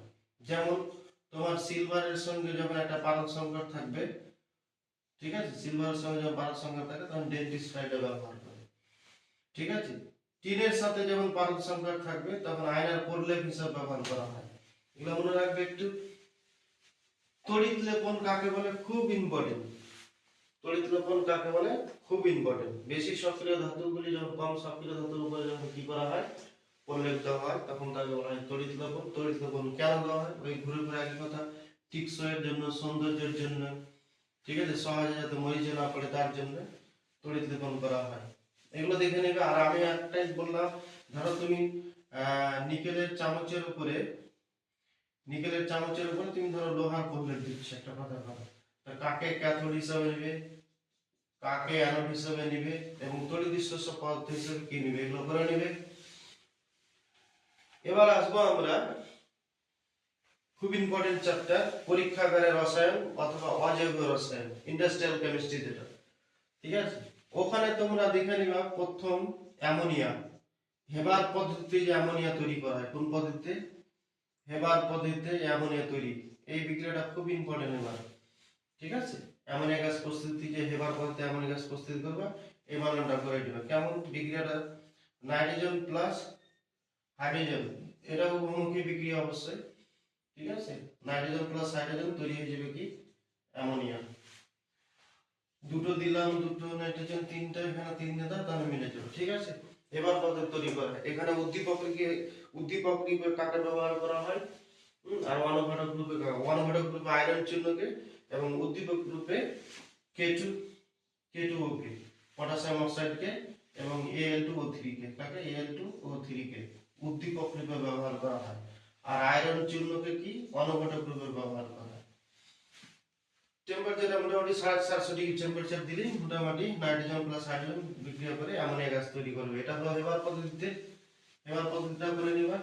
তারপরে হচ্ছে কি? ওয়াশওয়ার্ল্ডের নাইট্রিক অ্যাসিড প্রস্তুতি। শুধু বিক্রিয়াগুলো করলেই মোটামুটি ভাষাগুলো লিখতে পারবা। ওয়াশওয়ার্ল্ডের পদ্ধতিতে নাইট্রিক অ্যাসিড, কি অ্যাসিড? নাইট্রিক অ্যাসিড, HNO3 প্রস্তুতি। খুবই ইম্পর্টেন্ট বিক্রিয়া। ওকে, এগুলো করে নিবা। নাইট্রোজেনের সঙ্গে যখন তুমি কি করবা, অথবা অ্যামোনিয়ার সঙ্গে করতে পারবে তুমি, অথবা নাইট্রোজেন সঙ্গে অক্সিজেন যে বিক্রিয়া করে, প্রথমে নাইট্রোজেন মনোক্সাইড তৈরি করবে, নাইট্রোজেন মনোক্সাইডকে 2 অণুতে নিয়ে নিবা, অক্সিজেনের সাথে বিক্রিয়া করবে, নাইট্রোজেন ডাইঅক্সাইড তৈরি করবে, নাইট্রোজেন ডাইঅক্সাইড থেকে 3 অণু নিয়ে জলের সাথে বিক্রিয়া করে নাইট্রিক অ্যাসিড তৈরি হয়ে যাবে। দেখে নিবা। সালফ্রিক অ্যাসিড, স্পর্শ পদ্ধতিতে সালফ্রিক অ্যাসিডের প্রস্তুতির বিক্রিয়াটা খুবই ইম্পর্টেন্ট। স্পর্শ পদ্ধতিতে সালফ্রিক অ্যাসিড, ঠিক আছে, সালফ্রিক অ্যাসিড H2SO4 খুবই ইম্পর্টেন্ট বিক্রিয়াগুলো। এই বিক্রিয়াগুলো করতে পারলে রসায়ন ঘরে যে ক্যালকুলেশন আছে, কেমিক্যাল ক্যালকুলেশন, ওখানে অঙ্কগুলো করতে পারবে। যেমন সালফারকে তুমি যখন অক্সিজেনে দহন করবে, তৈরি হয়ে যাবে কি? Sulphur dioxide. ওকে, এই যে এই সালফার ডাইঅক্সাইডকে যখন আবার অতিরিক্ত অক্সিজেনে ভ্যানাডিয়াম পেন্টঅক্সাইডের উপর দিয়ে যখন তুমি প্লাটিনাম তারের উপর দিয়ে চালনা করবে তখন সালফার ট্রাইঅক্সাইড তৈরি করবে। এটা যদি উভমুখী বিক্রিয়া, সালফার ট্রাইঅক্সাইড তৈরি করবে। এখানে 2 অণু সালফার দিয়ে দিলাম, দুটো, তাহলে এখানে দিয়ে দিলাম 3, তাহলে 3 দুগুণে 6টা অক্সিজেন, 2 দুগুণে 4 দিয়ে 6টা অক্সিজেন হয়ে গেল। এই যে সালফার ট্রাইঅক্সাইড আছে, একে যখন 98% গাঢ় সালফিক অ্যাসিড, কি 98% যখন গাঢ় সালফিক অ্যাসিডের সঙ্গে একে যখন বিক্রিয়া করা হবে তখন তৈরি হয়ে যাবে কি ওলিয়াম। সালফার ট্রাইঅক্সাইডকে কি বললাম, গাঢ় সালফিক অ্যাসিড, তৈরি হয়ে যাবে কি ওলিয়াম, H2O7 তৈরি হবে কি ওলিয়াম। ওলিয়াম, এটা পরীক্ষায় আসে শর্ট কোশ্চেনে, ওলিয়াম বা পাইরোসালফিউরিক অ্যাসিড। ওলিয়াম বা কি পাইরোসালফিউরিক অ্যাসিড, H2O7 কে কি বলা হয়, পাইরোসালফিউরিক অ্যাসিড বলা হয়। ওকে, খুবই ইম্পর্টেন্ট, খুবই ইম্পর্টেন্ট, খুবই ইম্পর্টেন্ট। কত পার্সেন্ট তুমি নিলা, 98% গাঢ় সালফিউরিক অ্যাসিডের সঙ্গে SO3 কে যখন বিক্রিয়া করবা তৈরি হয়ে যাবে ওলিয়াম বা পাইরোসালফিউরিক অ্যাসিড। অনেক সময় 100% যদি তোমার ওলিয়াম প্রস্তুত করা হয় তখন তাকে বলা হয় সালফান। কি বলা হয়, সালফান। মনে রাখবে সালফান কি, 100% ওলিয়ামকে সালফান বলা হয়, মনে রাখিও। ঠিক আছে, এই যে ওলিয়াম যে হলো H2SO7 কে, একে যখন তুমি পাতিত জল দিয়ে দিবে, কি জল, পাতিত জল যখন দিয়ে দিবে তখন হয়ে যাবে তোমার সালফিক অ্যাসিড তৈরি হয়ে যাবে, 2 অণু সালফার H2SO4। এবার आंसर, এই বিক্রিয়াগুলো খালি দেখবে মোটামুটি হয়ে যাবে आंसर গুলো। বিক্রিয়াগুলো করতে পারলে ভাষা লিখতে পারবে। ওকে, তারপরে এখান থেকে পার্সোনাল কিছু প্রশ্ন, যেমন তোমার H2S থেকে, H2S তো খুবই ইম্পর্টেন্ট, পচা ডিমের গন্ধযুক্ত গ্যাস। একে কিপ যন্ত্র তৈরি করা হয়, কোন যন্ত্রে, কিপ যন্ত্র প্রস্তুত করা হয়, কিপ যন্ত্র, কোন যন্ত্র, কিপ যন্ত্র। এটা হচ্ছে পচা ডিমের গন্ধযুক্ত গ্যাস, খুব বিষাক্ত গ্যাস এটা। ঠিক আছে, এ দুটো জিনিস মনে রাখবে তোমরা, মাধ্যমিকে যদি কনফিউজ হয়ে যাও। একটা হচ্ছে সোডিয়াম নাইট্রোক্লোরাইড, কি সোডিয়াম নাইট্রোক্লোরাইড, সোডিয়াম নাইট্রোক্লোরাইড দ্রবণে যদি চালনা করো তাহলে হয়ে যাবে বেগুনি বর্ণ। কি বর্ণ, বেগুনি বর্ণ। এই একটা বর্ণ মনে রাখবা, সোডিয়াম নাইট্রোক্লোরাইড দ্রবণে কি তৈরি হয়, বেগুনি বর্ণ। আর তুমি যদি একে H2S কে যখন সালফিউরিক অ্যাসিডের সাথে করে পটাশিয়াম ডাইক্রোমেট K2Cr2O7, এই বিক্রিয়াটা আমি শর্ট কোশ্চেনে দিয়ে রেখেছি। ঠিক আছে, একটা 2 মিনিটের না 2.5 মিনিটের একটা ভিডিও আছে, তুমি দেখবা, ওখানে দিয়েছি আমার চ্যানেলে। K2Cr2O7 এর সঙ্গে যখন H2S এর বিক্রিয়া করাবা সালফিউরিক অ্যাসিডের সঙ্গে, তখন একটা সবুজ বর্ণের লবণ তৈরি করবে, কর্মিক সালফেট, সবুজ বর্ণের, কোন বর্ণের, সবুজ। তাহলে এটা সোডিয়াম নাইট্রোক্লোরাইডের সঙ্গে বেগুনি বর্ণ, আর পটাশিয়াম ডাইক্রোমেটের সঙ্গে সবুজ বর্ণ। বাকি যত কিছুর সঙ্গে এ বিক্রিয়া করবে, বিশেষ করে তোমাদের মাধ্যমিক লেভেলে যা আছে সবগুলো বিক্রিয়া দেবো কালো রঙের অর্ধক্ষেপ তৈরি করে। কেমন রঙের, কালো রঙের। তাহলে মনে রাখবা কালো রঙের অর্ধক্ষেপের বিক্রিয়াগুলো তোমার দেবে, যেমন lead nitrate, silver nitrate, potassium nitrate, এদের সাথে বিক্রিয়া করলে কালো রঙের অর্ধক্ষেপ তৈরি করে। শুধু সোডিয়াম নাইট্রোক্লোরাইডের সঙ্গে বেগুনি বর্ণ, পটাশিয়াম ডাইক্রোমেটের সঙ্গে সবুজ বর্ণ, বাকি যতগুলোর সঙ্গে বিক্রিয়া করবে H2S গ্যাস কেমন রঙের পদার্থ তৈরি করবে, কালো রঙের পদার্থ তৈরি করবে। ওকে, তারপরে আমি চলে আসতেছি খুবই ইম্পর্টেন্ট নেসলার বিকারক। কি নেসলার বিকারক খুবই ইম্পর্টেন্ট এবার জন্য। নেসলার বিকারক আমার তো মনে হয় এবার কালকে এটা মনে হয় দিয়ে দিয়েছে আমাকে, কেমন মনে হচ্ছে দেখি, দেয় কি দেয় না, খুবই তো ইম্পর্টেন্ট আছে Nessler বিকারক। Potassium K2 Hgi4, K2Hgi4, এই যে ক্ষারীয় যে জলীয় দ্রবণ, গাঢ় রঙের ক্ষারীয় যে জলীয় দ্রবণ, তাকে বলা হয় কি নেসলার বিকারক।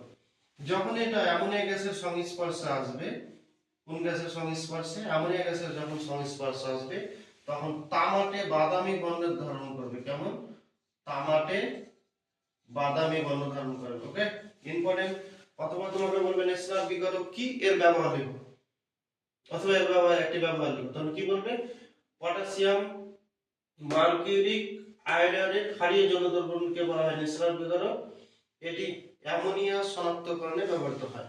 এই অ্যামোনিয়া যখন আসলাম তখন একটা কথা মনে পড়লো, লাইকার অ্যামোনিয়া কাকে বলে, পরীক্ষায় আসে কিন্তু 0.88, 0.88, ঠিক আছে, আপেক্ষিক আপেক্ষিক গুরুত্ব বিশিষ্ট 35%, 35% গাঢ় অ্যামোনিয়ার যে জলীয় দ্রবণ একে বলা হয় কি liker ammonia, liker ammonia.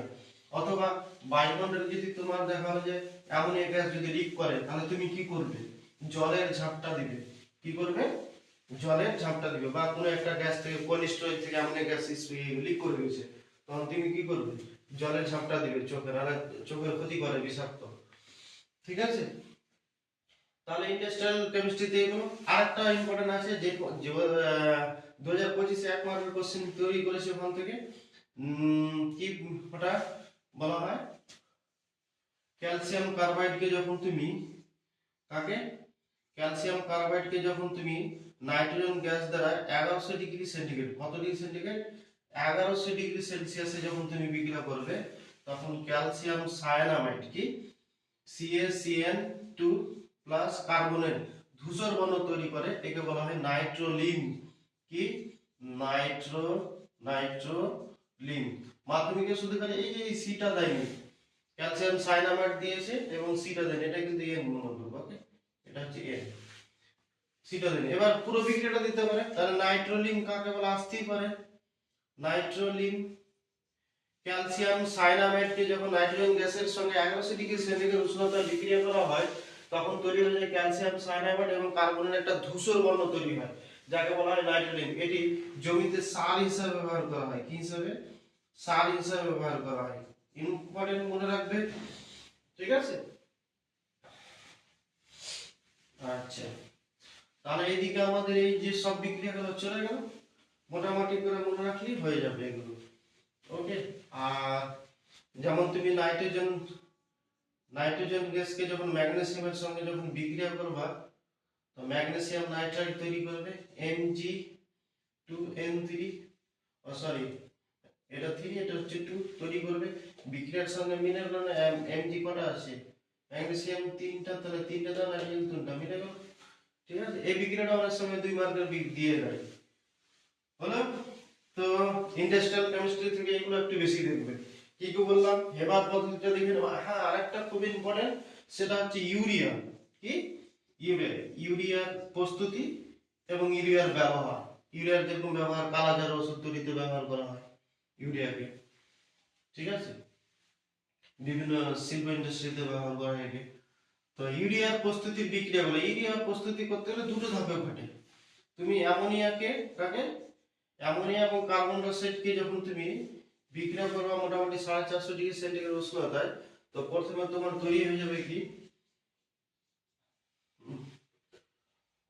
H2 না, NH2 না, তারপর হচ্ছে C=NH4, অ্যামোনিয়াম কার্বামেট তৈরি হবে। ফার্স্ট ধাপে কি তৈরি হবে, অ্যামোনিয়াম কার্বামেট, অ্যামোনিয়াম কার্বামেট। এই অ্যামোনিয়াম কার্বামেটকে যখন তুমি তাপ দিবে, তখন তৈরি হয়ে যাবে কি ইউরিয়া, CONH2 তার বন্ধু, ওকে। এই হচ্ছে তোমার ইউরিয়া। ইউরিয়া তৈরির প্রস্তুতির বিক্রিয়া খুবই ইম্পর্টেন্ট 2 মার্কের জন্য। প্রথমে অ্যামোনিয়া গ্যাসকে তুমি কার্বন ডাইঅক্সাইড গ্যাসের সাথে যখন তুমি বিক্রিয়া করবে, তখন তৈরি হয়ে যাবে অ্যামোনিয়াম কার্বামেট। অ্যামোনিয়াম কার্বামেটকে যখন দ্বিতীয় ধাপে তুমি যখন তাপ দিবে, তৈরি হয়ে যাবে কি ইউরিয়া। আর এই ইউরিয়া কিসে ব্যবহার করা হয়, কালাজারের ওষুধ তৈরিতে ব্যবহার করা হয়, ওকে। তাহলে দেখে নিবে এগুলো। এবার আমি চলে আসি জৈব রসায়ন, লাস্ট চ্যাপ্টার, খুব ইম্পর্টেন্ট চ্যাপ্টার, 8 থেকে 10 মার্কের প্রশ্ন এখান থেকে সেট হয়। জৈব রসায়ন, কি জৈব রসায়ন খুবই ইম্পর্টেন্ট, জৈব রসায়ন, ঠিক আছে। এখন টপিক গুলো দেখে দেখে যাবে। নেক্সট 2027 এর যারা মাধ্যমিক, তাদের জন্য আমি একটা একটা করে ভিডিও ডাউনলোড করব, ঠিক আছে। তাহলে এত স্পিডে আমি ভিডিও করার প্রয়োজন হবে না। জৈব রসায়ন, এবার প্রথম পড়ে নেবা জৈব যৌগ, কি জৈব যৌগ এবং অজৈব যৌগ, অজৈব যৌগের মধ্যে পার্থক্য। তাহলে জৈব যৌগের বৈশিষ্ট্য হিসেবে অজৈব যৌগের বৈশিষ্ট্য হিসেবে, জৈব যৌগে কার্বন থাকবেই, থাকতেই হবে। অজৈব যৌগে কার্বন থাকতে পারে, না থাকতে পারে, ঠিক আছে, এদের ক্যাটিনেশন ধর্ম দেখা যায়, এদের ক্যাটিনেশন ধর্ম দেখা যায় না।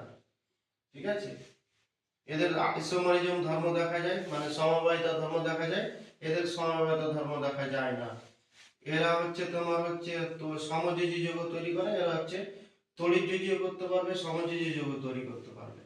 ঠিক আছে, এদের গলনাঙ্ক স্ফলনাঙ্ক কম, এদের গলনাঙ্ক স্ফলনাঙ্ক বেশি। এবার অনেকগুলো প্রশ্ন। তবে হ্যাঁ, এমন এমন কোনো আবার করে ভাববে না যে কার্বন থাকবেই, তার মানে কার্বন থাকলেই কি তুমি যৌগ যৌগ বলতে পারবে? নো। যেমন এটা হচ্ছে CO2, এখানে তো কার্বন আছে, তার জন্য কি তুমি CO2 কে বলবে যৌগ যৌগ? নো। কার্বনের কারণ এখানকার যে কার্বন ডাই অক্সাইডের এই কার্বনের কিন্তু ক্যাটায়নেশন ধর্ম বা সমবেত ধর্ম দেখা যায় না। তাহলে যৌগ যৌগ হতে গেলে ক্যাটায়নেশন ধর্ম দেখা দিতে হবে বা সমবেত ধর্ম দেখা দিতে হবে। যদি দেখা যায় তাহলে তোমার হবে সেটা হচ্ছে যৌগ যৌগ, না তোমার হবে না। কার্বন থাকলে যৌগ যৌগ বলা যাবে না। তারপর হচ্ছে কার্যকরী গ্রুপ। কি? যৌগ যৌগের কার্যকরী গ্রুপ, ফাংশনাল গ্রুপ। কার্যকরী গ্রুপ, ফাংশনাল গ্রুপ কাকে বলে? এবং ফাংশনাল গ্রুপ থেকে ইউপ্যাক নাম আসে। কার্যকরী গ্রুপ যেমন প্রথম ধরে নাও hydroxyl group bond OH, aldehyde group bond CHO, keto group, কি group? Keto group, ether group, amine group, অ্যালডিহাইডও করে দিয়েছি, অ্যাসিড গ্রুপ বা COOH, কার্বক্সিলিক অ্যাসিড। এদের একটা করে তুমি যদি করে নাও বিক্রিয়া, একটা করে যৌগ নাম বলছি, ইউপ্যাক নাম বলছি। যেমন তোমার ইথানল, ধরো CH3 CH2OH, এটা আমি ধরো নাম বললাম CH3 CH2 CHO। ঠিক আছে, অথবা ফর্মালডিহাইড HCHO HCHO ফর্মালডিহাইড, আরেকটা হচ্ছে CH3CHO অ্যাসিটালডিহাইড। ঠিক আছে, এদের ইউপ্যাক নামগুলো আসবে। কিটো গ্রুপের মধ্যে খুবই ইম্পর্টেন্ট এটা CH3CO CH3, খুব ইম্পর্টেন্ট। তারপর হচ্ছে ইথার গ্রুপের মধ্যে CH3O CH3 CH3O CH3। এমন গ্রুপে আসে না পরীক্ষাতে মাধ্যমিক ধরে। কার্বক্সিলিক অ্যাসিড খুবই ইম্পর্টেন্ট, অ্যাসিডিক অ্যাসিড CH3COH। যখন OH গ্রুপ থাকবে বন্ড OH গ্রুপ, তখন হচ্ছে ওয়াল গ্রুপের যৌগ। তো কার্বন কটা আছে? একটা দুইটা, তাহলে ইথ উচ্চারণ, আর এটা হচ্ছে ওয়াল, তার মানে হচ্ছে এটা হচ্ছে ইথানল। কি ওটা? ইথানল। কি এটা? ইথানল। তাহলে ইথানলের ইউপ্যাক নাম, এটার ইউপ্যাক নাম কি হবে? অ্যাল গ্রুপ, 1 2 3, কার্বন হচ্ছে 3, তার মানে মিথ ইথ প্রপ, এটা হচ্ছে অ্যাল গ্রুপ, বন্ড CHO আছে, এটা হচ্ছে অ্যাল গ্রুপ। তারপর হচ্ছে প্রোপানল, কার্বন কটা আছে? একটা, তাহলে মিথ, এটার উচ্চারণ কি হবে? শ্রেণীপত্রে কি? অ্যাল, তার মানে এটা হচ্ছে মিথানল। কার্বন আছে কটা? দুটো, তার মানে ইথানল। এটা হচ্ছে কিটো গ্রুপ, কিটো গ্রুপের উচ্চারণ কি হয়? ওন। কিটো গ্রুপের উচ্চারণ কি হয়? শ্রেণীপত্রে ওন। তাহলে 1 2 3, কার্বন হচ্ছে 3, তার মানে হয়ে গেছে তোমার এটা হচ্ছে কি? প্রোপানন। প্রোপানন। ঠিক আছে, আর এটা হচ্ছে ইথার গ্রুপ। কটাই মিথাইল গ্রুপ আছে? দুটো, তাহলে die methyl ether, die methyl ether. ঠিক আছে, অ্যামিন গ্রুপ তো আসে না সাধারণত তোমাদের মাধ্যমিকে। এখানে হচ্ছে কার্বক্সিলিক অ্যাসিড বলবে এটা, তাহলে এটার উচ্চারণ হয় ওইক অ্যাসিড। এটা উচ্চারণ হবে কি? ওইক, শ্রেণীকর্তায়। তাহলে কার্বন কটা আছে? একটা দুইটা, তাহলে কার্বন দুটো থাকলে ইথ, আর তার সঙ্গে আছে কি? ওইক অ্যাসিড, তাহলে ইথানোইক অ্যাসিড। কি? Ethanoic acid. বা আমি যদি কার্বন অনেকগুলো দিতে পারি, দেখুন একটা CH3 CH2 CH2 COOH, তাহলে কার্বন কটা হলো? 1 2 3 4, তার মানে চারটা হলো বিউট আর ওইক অ্যাসিড, বিউটানোইক অ্যাসিড। তাহলে এইভাবে ইউপ্যাক নামগুলো আসবে, কার্যকরী গ্রুপগুলো আসবে, এগুলো থেকেও শর্ট কোশ্চেন আসে, এগুলো করে নিবা। তারপরে একটা পার্থক্য করবে, বৈশিষ্ট্য জানবে, সমগণী শ্রেণী বৈশিষ্ট্য। সমগণীয় শ্রেণীর বৈশিষ্ট্য খুব ইম্পর্টেন্ট। সমগণী শ্রেণীর বৈশিষ্ট্যগুলি, দুটি সমগণী শ্রেণীর আণবিক ভরের পার্থক্য কত হয়? 14, এবং তাদের সংকেতের পার্থক্য কতটা হয়? Bond CH2। এগুলো মনে রাখবে। ঠিক আছে, আণবিক ভরের যখন বলবে 14 এবং তাদের যে সংকেতমূলক যে পার্থক্য সেটা হচ্ছে কত, bond CH2, bond CH2। Short question আসে কিন্তু এগুলো মনে রাখবে। কার্বোহাইড্রেটগুলোকে কয়টি ভাগ করা হয়? মোটামুটি 3টি। Alkane, alkane, alkyne, alkane, alkyne, অ্যালকাইন, অ্যালকাইন। এদের গঠনমূলক সংকেতগুলো মনে রাখবে, তাহলে যে কোনো জিনিস চিনতে পারবে। এটা হচ্ছে এক বন্ধন, এটা হচ্ছে দ্বিবন্ধন, এগুলো হচ্ছে কি ত্রিবন্ধন। মনে রাখবে, এক বন্ধন হচ্ছে হবে অ্যালকেন, দ্বিবন্ধন হবে অ্যালকিন, তিন বন্ধন হলো অ্যালকেকাইন। ফার্স্ট সরলতম অ্যালকেন হচ্ছে কি মিথেন, সরলতম অ্যালকিন হচ্ছে কি ইথিলিন C2H4, ঠিক আছে। এবং সরলতম অ্যালকাইন হচ্ছে অ্যাসিটিলিন বা ইথাইন C2H2, আর এটা C2H4। গঠন সংকেতগুলো দেখে নাও কি করে তৈরি করতে হয়। CnH2n plus 2, CnH2n, CnH2n minus 2। দেখো এবার তোমরা কার্বনের সংখ্যা বসা মিলে যাবে। কার্বন কটা? একটা, তাহলে কার্বন 1 দাও, n এর মানে 1, তাহলে কার্বন 1। আচ্ছা হাইড্রোজেন হচ্ছে কার্বন 1 দিয়েছে, তার মানে এখানে 1 দাও, তাহলে 2 একে 2, 2 আর 2 4, চারটা হাইড্রোজেন মিলে গেছে। আচ্ছা কার্বনের পরমাণু কটার সংখ্যা আছে? দুটো, তাহলে এখানে 2 দাও, তাহলে 2। আর এখানে কার্বন হচ্ছে 2, তার মানে এখানে 2 বসাও, 2 দুগুণে 4, হাইড্রোজেন চারটা মিলে গেছে। তার মানে এখানে কার্বন কটা আছে? দুটো, তাহলে দুটো দাও, 2 2 মিলেছে। এখানে তাহলে তোমাকে 2 দিতে হবে, 2 দুগুণে 4, 4 থেকে 2 বাদ দিলে 2। তাহলে এটা হচ্ছে তোমার কি অ্যালকাইনের গঠনমূলক সংকেত, এটা হচ্ছে অ্যালকিনের, এটা হচ্ছে অ্যালকেনের, ঠিক আছে। যেমন তোমাকে আমি যদি একটা সংকেত লিখে দিচ্ছি যে কার্বন হচ্ছে 12, কার্বন কত? 12, কার্বন 12, আর হাইড্রোজেন তোমাকে আমি বললাম 22। তাহলে এটা কি ধরনের যৌগ? সম্পৃক্ত যৌগ না অসম্পৃক্ত? এই যে যাদের দ্বিবন্ধন এবং ত্রিবন্ধন থাকবে, কার্বনগুলো যুক্ত থাকবে, কার্বন পরমাণুগুলো যখন একটার সঙ্গে আরেকটা কার্বন পরমাণু দ্বিবন্ধন বা ত্রিবন্ধন দ্বারা যখন যুক্ত থাকবে তখন তারাকে বলা হয় অসম্পৃক্ত। তার মানে এই দুটো তৈরি করবে কি অসম্পৃক্ত, অসম্পৃক্ত জৈব যৌগ তৈরি করবে। আর একমাত্র এক বন্ধন যেগুলো সেগুলো হচ্ছে সম্পৃক্ত জৈব যৌগ তৈরি করবে, সম্পৃক্ত জৈব যৌগ তৈরি করবে, ঠিক আছে। এটা আমরা কি করে বুঝবো? এত বড় একটা তোমাকে দিয়ে দিল যৌগ, বলবো এটা সম্পৃক্ত জৈব যৌগ না অসম্পৃক্ত জৈব যৌগ। দেখো খুবই ভালো করে দেখো, কার্বন কটা আছে? 12টা, বসাও এখানে 12। তো 12 দিলে 12 দুগুণে 24, 24 আর 2 26, 26 কে হাইড্রোজেন পরমাণু সংখ্যা আছে 9, তাহলে এটা না। 12 বসিয়ে দাও এখানে 12, তাহলে 12 বসালাম, 12 দুগুণে 24, 24 কি এখানে আছে? নেই, তার মানে এটাও না। এখানে বসাও কার্বন হচ্ছে 12, 12 বসিয়ে দিলাম, এখানে 12 দুগুণে 24, 24 থেকে 2 বাদ দিলে 22, 22 আছে, আছে, তার মানে এটা হচ্ছে এই জায়গাটাতে। তাহলে এটা যদি ত্রিবন্ধন যুক্ত তৈরি করে তাহলে এটা হচ্ছে অ্যালকাইন শ্রেণী, এবং এটা অসম্পৃক্ত যৌগ যৌগ তৈরি করবে। কি তৈরি করবে? অসম্পৃক্ত যৌগ। আর এটা হচ্ছে কি অ্যালকিন না অ্যালকেন না অ্যালকাইন? তাহলে অবশ্যই অ্যালকাইন, এই গঠন সংকেতের সাথে ম্যাচিং হচ্ছে।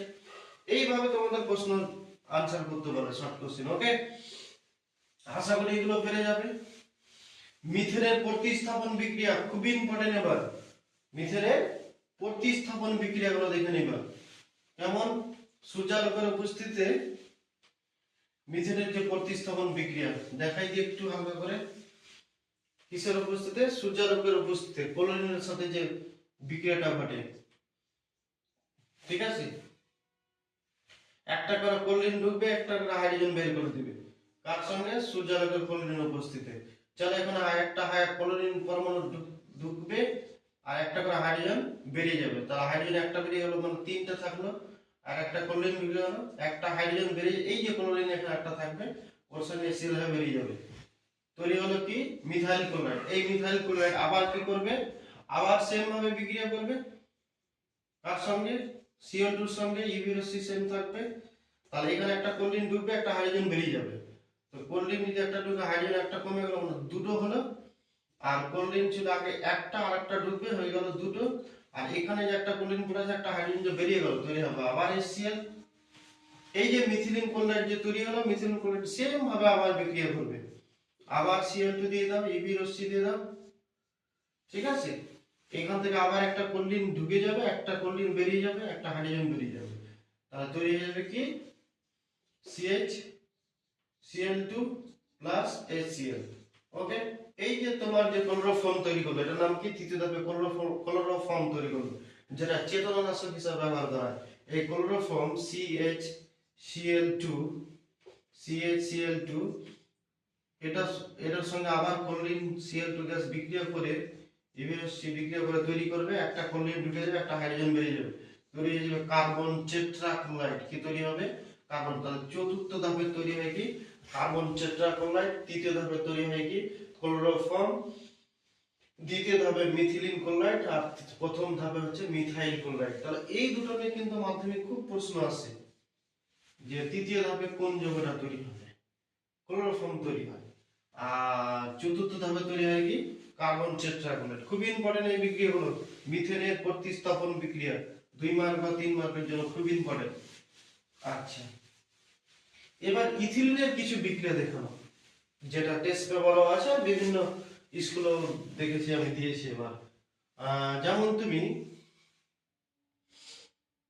ইথানল C2H5OH কে যখন তুমি গাঢ় সালফিক অ্যাসিড দ্বারা বিক্রিয়া করাবে, ঠিক আছে, তখন এখান থেকে জল শোষণ করে তৈরি হয়ে যাবে কি? Ethylene C2H4। তৈরি হয়ে যাবে কি? C2H4। অথবা তুমি এটাকে এইভাবে লিখতে পারো, বন্ড দিয়ে লিখতে পারো, সব থেকে বেটার। CH2 বন্ড CH2 তৈরি হলো কি? Ethylene gas. এই ইথিলিনকে দুটো বিক্রিয়া করাতে পারবে, তুমি Br2 দিতে পারবে, অথবা হাইড্রোজেন গ্যাসও দিতে পারবে। ঠিক আছে, প্লাটিনাম বা প্লাটিনাম অনুঘটক দিতে বা নিকেল অনুঘটক দিতে বা কার্বন টেট্রাক্লোরাইড দ্বারা তুমি Br2 দিতে পারো। তাহলে তুমি যদি হাইড্রোজেন গ্যাস দাও, তাহলে একটা বন্ড ভেঙে গিয়ে একটা হাইড্রোজেন এখানে যুক্ত হবে, আর একটা হাইড্রোজেন এখানে যুক্ত হয়ে যাবে। তাহলে তৈরি হয়ে যাবে কি? একটা হাইড্রোজেন দুটো আগে থেকে আসে, তাহলে হলো তিনটে বন্ড, একটা ভেঙে যাবে, তৈরি হয়ে গেল এখানে CH3। এটার নাম কি? এক বন্ড হলো N অ্যালকেন, তার মানে এটার নাম হচ্ছে কি? 1 2 মিথ, কার্বন কটা? দুটো, তার মানে ইথেন। কি তৈরি হলো? এটা ইথেন। তৈরি হলো কি? ইথেন। আর তুমি যখন Br2 দিবে, তখন Br একটা এখানে যুক্ত হবে, বন্ডটা ভেঙে দেবে, একটা Br এখানে কার্বনের সঙ্গে যুক্ত হবে। তাহলে आंसर হয়ে যাবে CH2Br বন্ড, একটা বন্ড ভেঙে গেল, CH2 এই Br 1 2 dibromo methane, 1 2 dibromo methane তৈরি হয়ে যাবে। 1 2 dibromo bromo methane, 1 2 dibromo methane তৈরি হবে। এই হচ্ছে বিক্রিয়া। এই বিক্রিয়াটা খুবই ইম্পর্টেন্ট। ওকে, পরীক্ষায় কিন্তু আসে এই বিক্রিয়াটা, এই বিক্রিয়াটা করে নিবা। অথবা একটা অ্যাসিটিলিনের বিক্রিয়া, আর এই বিক্রিয়াটা থেকে তুমি বুঝতে পারবে যে ইথিলিন হচ্ছে কি? অসম্পৃক্ত জৈব যৌগ বা দ্বিবন্ধন আছে। এই বিক্রিয়া Br2 চাল না করলে বোঝা যায়। অ্যাসিটিলিনের বিক্রিয়াটা যদি তুমি দেখো না, তো দেখো C2H2 C2H2 কে আমরা এভাবে লিখতে পারি, CH ট্রিপল বন্ড CH। ঠিক আছে, CH ট্রিপল বন্ড CH। তুমি যদি এখানে হাইড্রোজেন গ্যাস দ্বারা বিক্রিয়া করো নিকেল অনুঘটকের উপস্থিতিতে, তাহলে একটা হাইড্রোজেন এখানে যুক্ত হবে, কার্বন একটা বন্ধন ভেঙে যাবে, একটা আবার হাইড্রোজেন এখানে যুক্ত হবে। তাহলে তুমি বন্ধন, ধরো তুমি প্রথমে বন্ধন দিয়ে দাও দুটো, একটা বন্ধন ভেঙে যাবে, ঠিক আছে, একটা হাইড্রোজেন এখানে যুক্ত হবে, একটা হাইড্রোজেন এখানে, তাহলে তৈরি হয়ে গেল H2C CH2। ওকে, একটা হাইড্রোজেন এই সাইডে, একটা হিসেবে। আরেকবার তুমি যদি বিক্রিয়া করো, আবার হাইড্রোজেন দিয়ে দিলে নিকেল অনুঘটকের উপস্থিতি 170 ডিগ্রি সেন্টিগ্রেড উষ্ণতায়, তাহলে আবার একটা বন্ড ভেঙে একটা হাইড্রোজেন এখানে যুক্ত হবে, একটা হাইড্রোজেন এখানে যুক্ত হবে, তাহলে তৈরি হলো CH3 সিঙ্গেল বন্ড CH3। এই যে সিঙ্গেল বন্ড মানে অ্যালকেন, অ্যালকেন মানে এটা হয়ে গেল কি? ইথেন। কি তৈরি হলো? ইথেন। ঠিক আছে, তো এই বিক্রিয়াটা খুব ইম্পর্টেন্ট। অথবা অথবা আমি এইভাবে না নিয়ে যদি যাই, আমি তোমাকে যদি Br2 এর সঙ্গে যদি তুলনা করি বা কম্পেয়ার করি, তাহলে কি হবে দেখানো। ঠিক আছে, ব্রোমিন গ্যাস যদি চালনা করি আমি, কি গ্যাস? Bromine gas. খুবই ইম্পর্টেন্ট কিন্তু। ওকে, অ্যাসিডিনে যদি তুমি Br2 চালনা করো, কার্বন টেট্রাক্লোরাইড দিলে, 4 না হলে কি হবে সেম, এখানে একটা বিআর যুক্ত হবে, একটা বিআর এখানে যুক্ত হবে, একটা করে বন্ড ভেঙে যাবে, তাহলে आंसर কি হয়ে যাবে বলো? H C BR double bond C এখানে একটা বিআর তৈরি হয়ে গেল।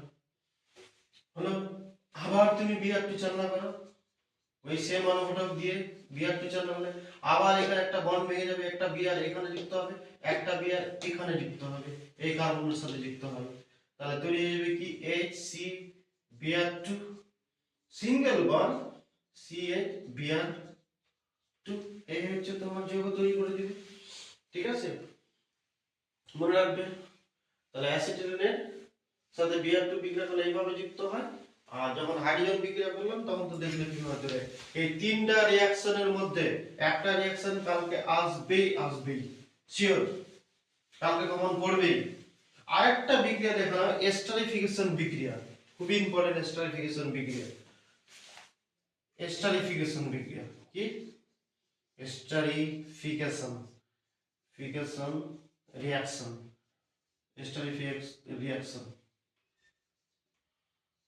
এস্টারিফিকেশন রিঅ্যাকশন বা বিক্রিয়া কাকে?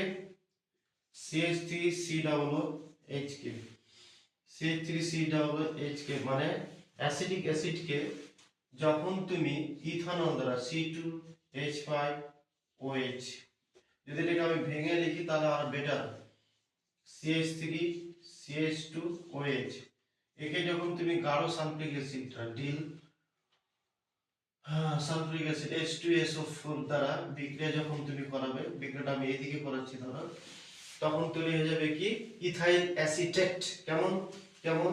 এই যে এখানকার যে হাইড্রোজেনটা, এই হাইড্রোজেনটা বেরিয়ে যাবে এখানে, তাহলে তৈরি হয়ে যাবে কি আয়ন তৈরি হয়ে যাবে একটা, ঠিক আছে, বন্ড তৈরি হবে, তাহলে তৈরি হয়ে যাবে কি CH3COO, এই হাইড্রোজেনটা বেরিয়ে যাবে, জল আকারে বেরিয়ে যাবে, আর এই যে দুটো যৌগ, একটা হচ্ছে CH3 একটা CH2 এখানে চলে আসবে, তাহলে তৈরি হয়ে যাবে কি CH2 CH3, এটার নাম হচ্ছে কি ইথাইল অ্যাসিটেট, ইথাইল অ্যাসিটেট, একে বলা হয় কি এস্টারিফিকেশন বিক্রিয়া। খুবই ইম্পর্টেন্ট এটা বিক্রিয়া কিন্তু, ওকে। অথবা আরেকটা আছে তোমার কি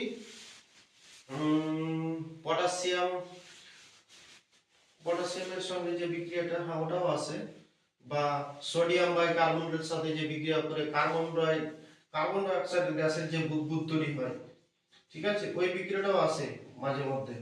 কোন গ্যাসের বুদবুদ তৈরি হবে? কার্বন ডাই অক্সাইড গ্যাসের বিক্রিয়ার বুদবুদ তৈরি হয়, ওই বিক্রিয়াটা হালকা করে পারলে দেখে নেবে, খুবই ইম্পর্টেন্ট ওটাও।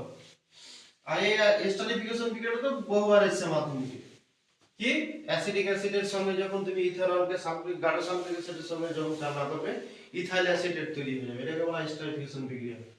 আর এবার চলে আসবো আমরা ডিনেচার্ড স্পিরিট, কি ডিনেচার্ড স্পিরিট বা মেথিলেটেড স্পিরিট, ডিনেচার্ড স্পিরিট বা মেথিলেটেড স্পিরিট। ডিনেচার্ড স্পিরিট বা মেথিলেটেড স্পিরিট কি? ইথানলকে, কাকে? ইথানলকে যখন তুমি 10% বিষাক্ত মিথানল CH3OH, বিষাক্ত মিথানল যখন যুক্ত করে এর সঙ্গে ন্যাপথা কপার সালফেট, ঠিক আছে, পিরিমিডিন, এই যে জিনিসগুলো অযোগ্য, এগুলো বিক্রিয়া করে যখন পানের অযোগ্য একটা যৌগ তৈরি করবে বা তরল বা লিকুইড তৈরি করবে, পানের কিন্তু অযোগ্য, খাওয়া যাবে না, পানের অযোগ্য যে যৌগ তৈরি হয় তাকে বলা হয় কি ডিনেচার্ড স্পিরিট, বা যে লিকুইড তৈরি হয় বা সিরাপ তৈরি হয় তাকে বলা হয় ডিনেচার্ড স্পিরিট বা মেথিলেটেড স্পিরিট। এটা হচ্ছে কি বার্নিশের কাজে, কিসের কাজে? বার্নিশ বা ছাপার কাজে অনেক সময়, অথবা পালিশ করতে,